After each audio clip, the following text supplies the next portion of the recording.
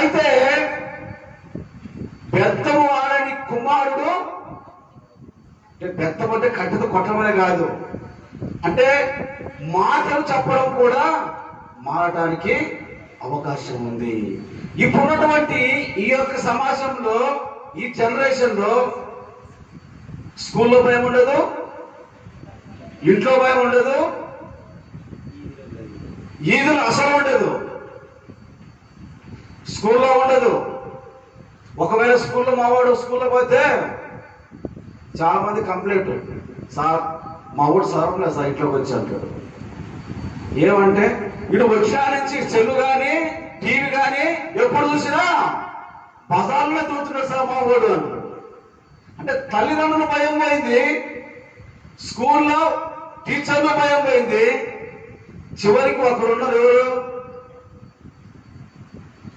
ఇలాంటి పాస్టర్స్, సువార్థికులు. ఎందుకంటే ఇలా చర్చికి రావడం వల్ల, ప్రార్థనకు రావడం వల్ల మీరు ఏ విధంగా క్రమశిక్షణ ఉండాలి, ఏ విధంగా తల్లిదండ్రులు ఏ విధంగా మెలగాలి, సమాజంలో పెద్దలతో ఏ విధంగా నువ్వు నడుచుకోవాలి, నువ్వు ఏ విధంగా నీ మాట తీరు ఉండాలి, నువ్వు ఎలా నువ్వు జీవించాలి, నువ్వు ఎలా బ్రతకాలని బాల్యము నుండే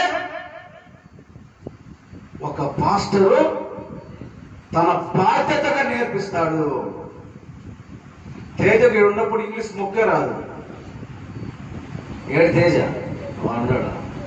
ఇప్పుడు పట్ట పడుతున్నాడు, నాకే అర్థం. ఇప్పటికి రెండోడు ఎలా అంటే భయంతో నేర్చుకుంటారు. అక్కడ మన దగ్గర ఉంటే ఈరోజు పడుకోలేదు ఆయన, టైం అయినా 10 గంటలకు ఉదయాన్నే అంటాడు. వాడు ఉదయం లేచలేదు, పాడలేదు. కాబట్టి ఈ సమయంలో ఒక సువార్తి, ఒక పాస్టర్ తప్ప ఒక పిల్లవాడిని తన యొక్క బాల్య దశలో ఏ విధంగా ఉండేది నేర్పించేది ఒక పాస్టర్ మాత్రమే. మీరు ఎవరు కాదంటారా? ఎవరన్నా? ఎందుకంటే తల్లిదండ్రులు మనము చెప్పలేము. ఒకవేళ చెప్పింది ఏమవుతుందో అడిగి ఏదైనా చేసుకుంటాడేమో, ఒకవేళ ఏదైనా అవుతుందేమో. చాలా మంది పిల్లలకు భయపెట్టడానికి కొట్టితే తిట్టి చాలా మంది చనిపోయినట్టుగా మనము చూస్తూ ఉన్నాము. కాబట్టి దుష్ట సాంగత్యం అనేది చాలా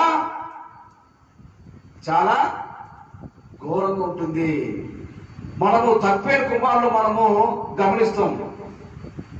మొదట దేవుని దగ్గర ఉన్నప్పుడు ఎలా ఉన్నాడు, దేవుని సహవాసంలో ఉన్నప్పుడు ఎలా ఉన్నాడు, దేవుని అంటి పెట్టుకొని ఉన్నాడు. ఎప్పుడైతే ఈ యొక్క కుమారుడు దేవుని నుండి ఎప్పుడైతే దుష్టుని యొక్క దృష్టి లోకంలో వచ్చిన్నాడో ఎలా ఉంది అతనికి ఉన్నటువంటి అలవాట్లు అన్నీ కూడా తాగుడు, వ్యసనము, వ్యభిచారము, ఇంకా రకరకాల అలవాటు నేర్చుకొని దృష్టి సహవాసం ఉన్నాడు. కాబట్టి ఆయన్ని కూడా అలమర్చుకున్నాడు. అయితే మొదట దేవుని దగ్గర ఉన్నప్పుడు ఎలా ఉన్నాడంటే దేవునికి లోబడి జీవించేవారు ఉన్నాడు. ఎప్పుడైతే దేవుని నుండి బయటపడినాడో దేవుని భయమో లేదు. కాబట్టి దుష్టునితో సహవాసం అనేది చాలా ఘోరంగా ఉంటుంది. కాబట్టి మన పిల్లలు ఎవరితో తిరుగుతున్నారనేది మనము ఒక కన్నుతో మనము చూస్తామని చెప్తారు కదా సామెత. కాబట్టి ఒక కన్ను మన పిల్లల మీద ఉండాలి, మన ప్రవర్తన మీద ఉండాలి.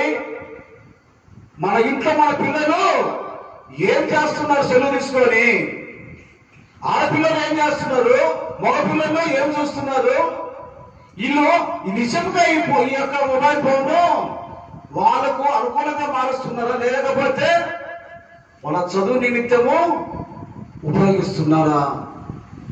కాబట్టి తల్లి బాధ్యత, తండ్రి బాధ్యత ఇద్దరికి శ్రేష్ఠ బాధ్యత ఎక్కువగా తల్లి బాధ్యత ఉంటుంది. ఎందుకు? ఇంట్లో ఎక్కువ శాతము తల్లి ఉంటుంది.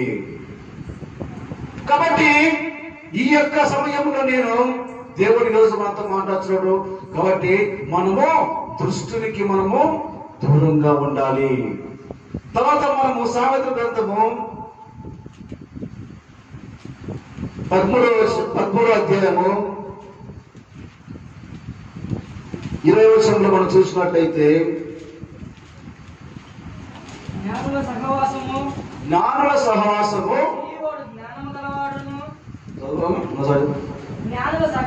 చేయువాడు జ్ఞానము గలవాడును, మూర్ఖుల సహవాసం చేయువాడు చెడిపోవును.